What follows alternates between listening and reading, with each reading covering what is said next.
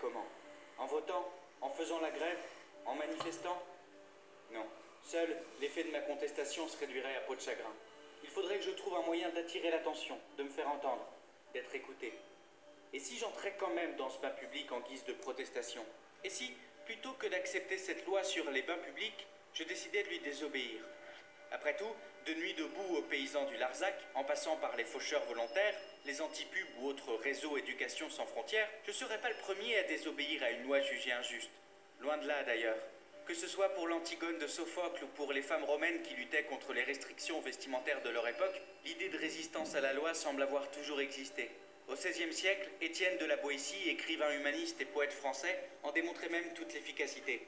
Dans son discours de la servitude volontaire, cet ami intime de Montaigne soulignait que le pouvoir d'un État repose entièrement sur la coopération de la population. Autrement dit, à l'instant où la population refuse d'obéir, l'État n'a plus de pouvoir.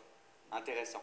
Cette résistance à la loi a connu un nombre incalculable de formes, mais ce n'est qu'en 1849 qu'on entend pour la première fois parler de désobéissance civile, dont on attribue la paternité au philosophe et naturaliste Henri David Thoreau. Alors que l'esclavage règne dans le sud de l'État américain et que la guerre contre le Mexique fait rage, Thoreau décide en guise de protestation de refuser de payer une taxe à l'État. De son expérience de désobéissance et de son séjour en prison qui en suivra, naîtra son célèbre essai « Résistance au gouvernement civil », rebaptisé quelques années plus tard par son éditeur « Désobéissance civile ».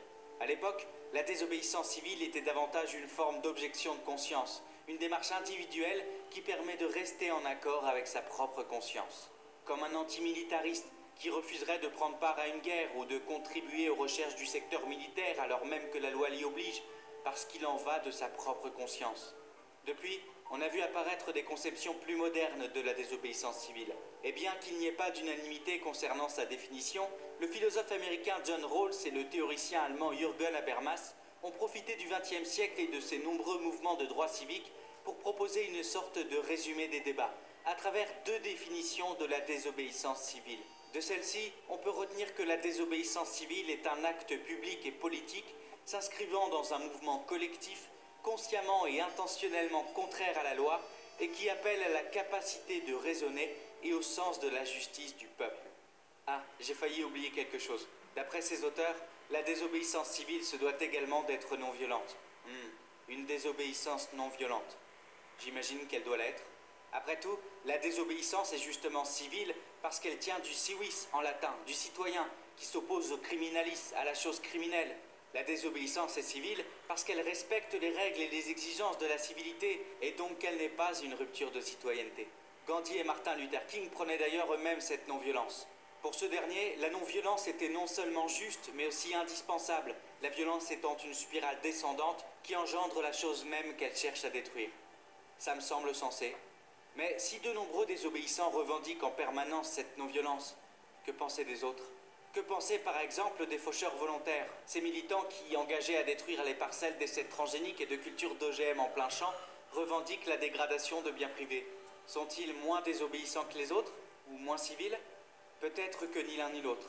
En fait, comme le précise Manuel Cervera Marzal dans son livre Les Nouveaux Désobéissants, une action non violente n'est pas pour autant une action inviolente. Au contraire, être non violent, c'est paradoxalement reconnaître que la violence est parfois nécessaire, sans pour autant être légitime. John Rawls lui-même soulignait d'ailleurs que parfois, si l'appel échouait dans son objectif, on pouvait être amené à une résistance utilisant la force, une sorte de dernier recours, préférable à l'inaction ou à la passivité. Je vois, une désobéissance non violente. Alors, désobéir. D'accord, mais à quoi? À une règle qui ne nous plaît pas? Non, ça ne suffit pas. Le concept même de règle n'aurait plus aucun sens. Finalement, si on désobéit civilement à une règle, c'est bien parce qu'elle nous paraît injuste. Mais injuste, c'est-à-dire, votre conception de l'injustice est-elle la même que la mienne? Ma conception d'aujourd'hui est-elle la même que celle d'hier? Probablement pas. Pour Rawls, la désobéissance à une loi injuste ne trouve de sens que si l'on s'adresse au sens de la justice de la majorité de la communauté, de la majorité d'entre nous. D'accord, on avance un peu. Cherchons autre part.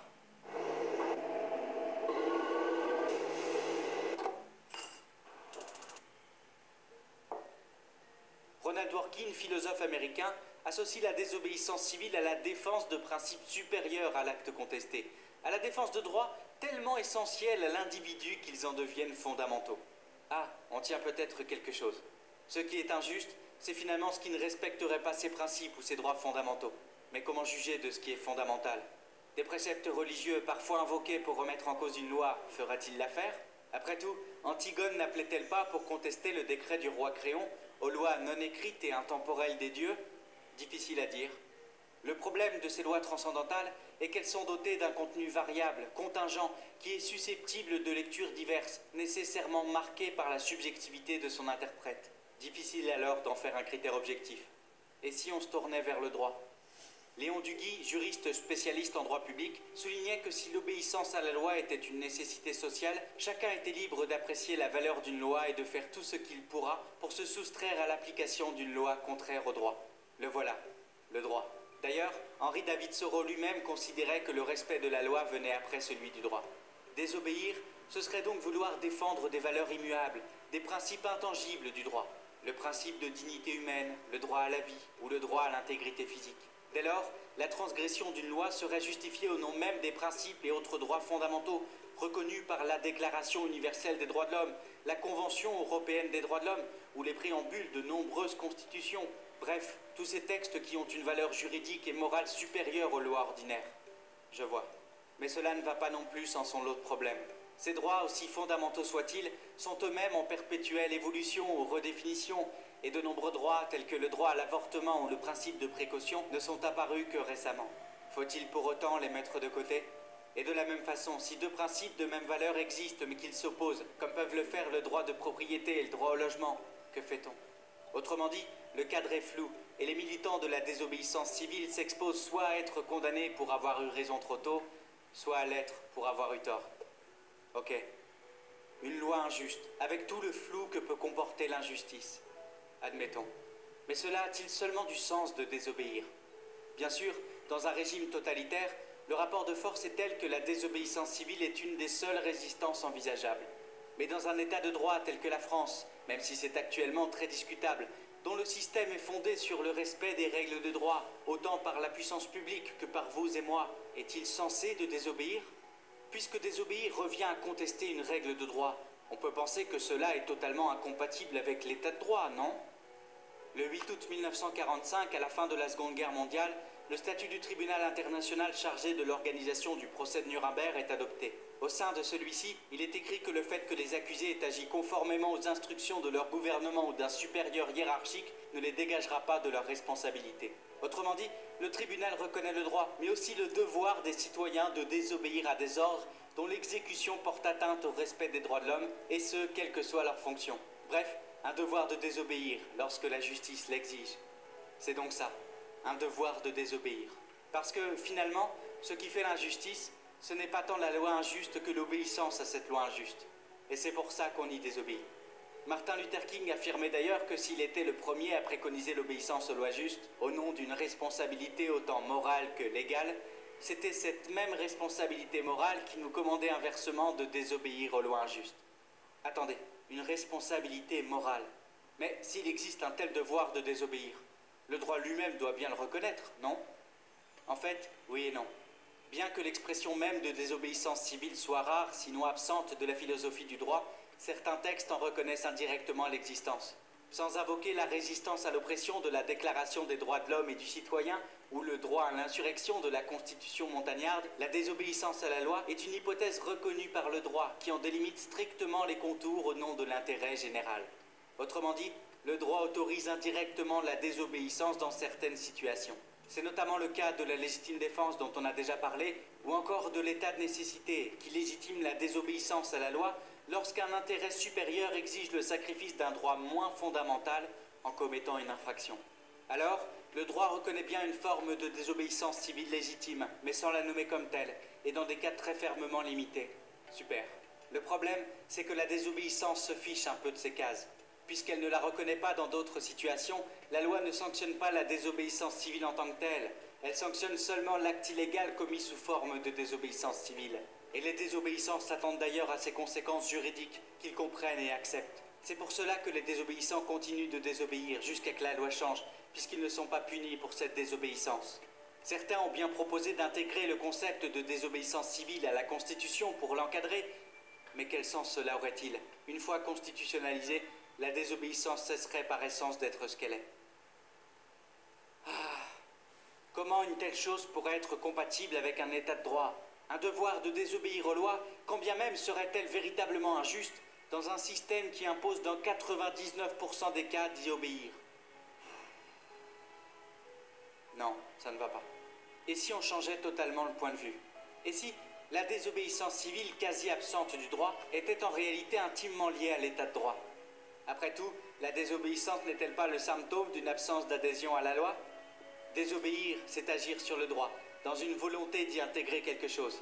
Si le désobéissant transgresse volontairement une loi, il le fait paradoxalement dans une fidélité au reste du dispositif légal, y compris en acceptant la sanction prévue par la loi contestée.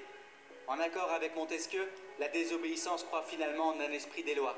Elle vise à empêcher les manquements vis-à-vis de la justice, à contribuer à son évolution.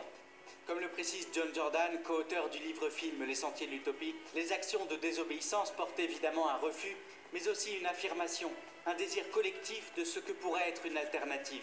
D'ailleurs, notre droit ne s'est-il pas construit en grande partie sur des désobéissances à la loi, du droit du travail au droit de grève? C'est bien parce que des personnalités ont déclaré avoir avorté dans le manifeste des 343 publié dans le Nouvel Obs du 5 avril 1971 que la législation a fait un bond en avant pour apporter le droit à l'avortement. Comprise comme cela, la désobéissance civile est peut-être finalement une voie d'émergence d'une loi juste, une action désintéressée, orientée vers le seul intérêt général. Elle s'adresse autant à l'opinion publique, qu'elle souhaite majoritairement convaincre, qu'aux autorités dirigeantes qu'elle voudrait voir réviser leur position. Comme le souligne Raphaël Encinas de Monagori, et malgré toutes ces contradictions, la désobéissance civile pourrait bien se ranger parmi les forces créatrices du droit, en ce qu'elle ambitionne d'emporter une modification de l'ordre juridique en place et de le rendre plus juste. Et si, comme le soulignait Georges Bernanos, il fallait finalement beaucoup d'indisciplinés pour faire un peuple libre? Et si, comme le précisait Henri Tous les experts nous devions être hommes d'abord étudiant les relations entre dictateurs et population sont tous unanimes. 10 à 20 jours d'opération ville morte au Congo-Brazzaville, Sassou Nguesso tombe. Alors, allons-nous encore laisser Sassou Nguesso jusqu'en 2021? Non. 10 à 20 jours d'opération ville morte au Congo-Brazzaville, Sassou Nguesso tombe.